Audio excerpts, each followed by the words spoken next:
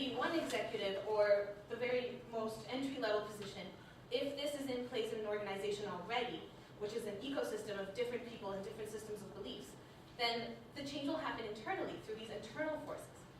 We are already seeing these emerge from the 1980s, in fact, as early as that. But clearly this is now being seen as more of a trend simply because it's being pushed. It is now completely being branded and marketed as that, but it is not a trend. It is an absolute demand brought up by all consumers. So first let's talk about, the proposition today reads that without outside pressure, corporations will not take meaningful actions on sustainability. Why would they not want to increase their profits? If we are already demanding this, and we are demanding a certain level of standards of care, of different products that didn't used to exist in the past, or perhaps at a lower price, the technologies are being developed to cater to these demands, are they not? So as consumers, we are already starting to push for this to actually be the norm, not to be a trend. And I will touch on this further later. We are talking about these two concepts of corporations and profits and money as a whole and sustainability as if they're mutually exclusive. They in fact are not. They are not a false dichotomy. They are now working hand in hand because when you are able to cut your costs, perhaps through more efficient technology use, then you are in fact creating a higher profit. In addition, if you are catering to a demand that was there that you perhaps couldn't because of technologies that did not exist, or improved business processes that were now able to cut your transportation costs, or perhaps the amount of labor or machinery that goes into something, then you are now being able to have higher revenues. So, in fact, this is not a false dichotomy, this is a concept that works hand in hand. And all organizations around the world are now starting to realize this needs to happen. And this is without government intervention.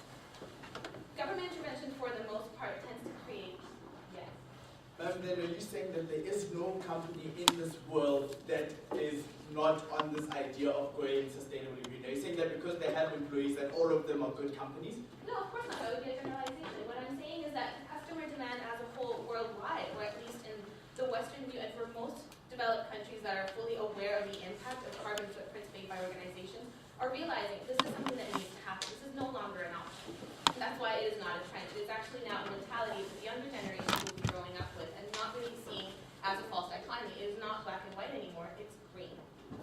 Now, with regards to employing sustainable practices, this is beneficial for all stakeholders. So as I already mentioned, this is improved supply chains, this is better hiring of employees that are more properly aligned with the company and its goals and are therefore able to work together in an internal pressure system rather than from external sources. As I was trying to say before, the government regulations that tend to get pushed tend to create inefficiencies, tend to create lots of bureaucratic paperwork or different timelines that would not otherwise be simply created by a company if they chose to do so. There are several examples of companies that have proactively gone out of their way to do so and have now become industry leaders in their field, and are therefore pushing all of the companies behind them to have to catch up.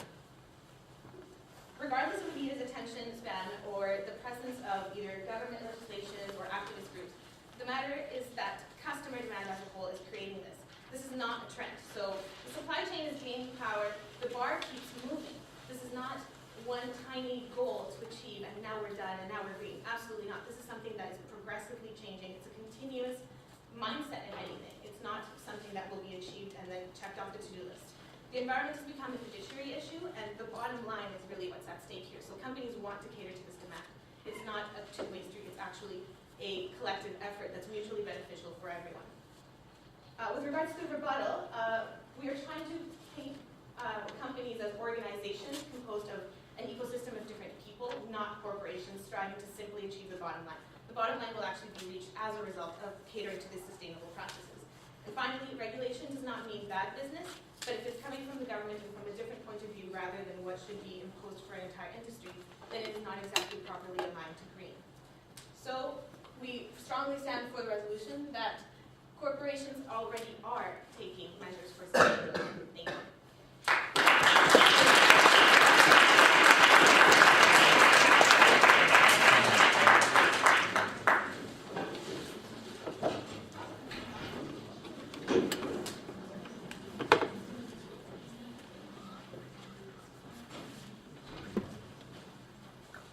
Thank you, side opposition. Adjudicators, members of the audience, my fellow proposition and for loyal opposition. Today, this resolution status before us looks at how companies can affect the environment around them, and how the environment around them can affect companies. And we talked about the tree example the opposition bring up, and that's how I will close my speech today. To begin, I will further build on the case brought forth by side proposition, go into some refutation as to some of the points that were brought forth by side opposition, and then bring everything together from a more macro level. So we look at some of the points that have already been brought forth by side proposition. We looked at one, the public company, its primary interest is to maximize profits and to drive shareholder value. Two, the second point is looking at the importance of carbon emissions and its effect currently on the environment, and how it's important right now for us to need to bring change about to protect the environment. Three, why government action is needed now, and why corporations aren't in a position to change now, and they need pressure to be able to change now. And fourthly, the point that I'm going to elaborate on is from the consumer's point of view. So we look at the oil industry or other industries, specifically in oil. Consumers don't have the opportunity to go to the Syncrude site and see how oil is brought into a finished good. We don't have that opportunity now to see exactly what practices the oil companies are being used. So who provides that pressure? Who provides that check and balance? That's up to regulators, and that's up to government and the rest of the external environment to provide that check and balance to businesses. So if that check and balance is in place, that is a form of pressure that is being applied to businesses. Why is that check and balance in place in the first place? It's because businesses have traditionally wronged the rules that are in place.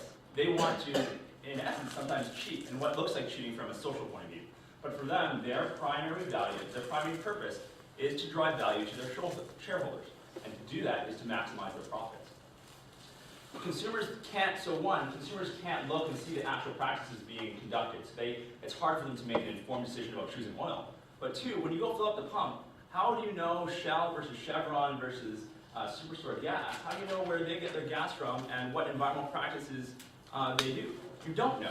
Plus, you don't care because you need gas to fuel your home. You need gas to fuel your car. At the end of the day, the demand is inelastic. And no matter how much I, as a consumer, you as a consumer want the oil company to be more environmental, you have no choice. You can choose to go to different places to pump your gas, but they're all the same price. You can choose to buy a Prius, but it's $10,000 more than the exact same model that uses regular gas. It'll take you 10 years to pay off the value of the Prius. Yes? Are you telling me that a consumer that really values the environment doesn't have the option of a bike, of carpooling, of walking, of taking the bus? Yeah, I would love to walk to school in Edmonton, but it's just too cold, so I have to drive. I would love to fuel my home by energy or solar power, but I can't afford a solar panel on top of my house. So there's times when the government needs to protect its people. That's the government's responsibility, is to not only protect the people that serves and puts them into power, but government must protect common grounds to prevent the tragedy of commons. And the current tragedy is that our environment is being destroyed. So if we look at public companies are driven